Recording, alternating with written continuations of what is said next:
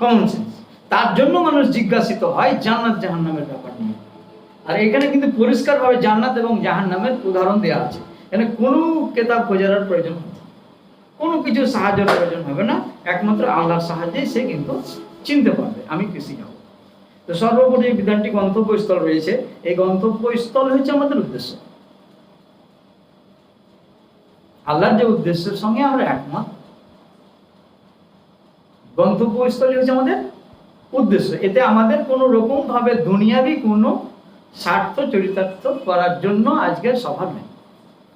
আমরা বিভিন্ন জায়গা থেকে আমরা আমাদের পেট রুজি রোজগার চালাই, সেটা আমাদের ব্যক্তিগত, কিন্তু এইটা হচ্ছে সার্বজনীন, এটা কিন্তু সম্পূর্ণ আল্লাহর রাস্তায়। এই যেহেতু সম্পূর্ণ আল্লাহর রাস্তায়, তাহলে অবশ্যই আমাদেরকে আল্লাহর পথে নির্দেশনা অনুযায়ী চলতে হবে। মানে এখানে আমাদের কোনো কেতাবের কথা বলা যাবে না।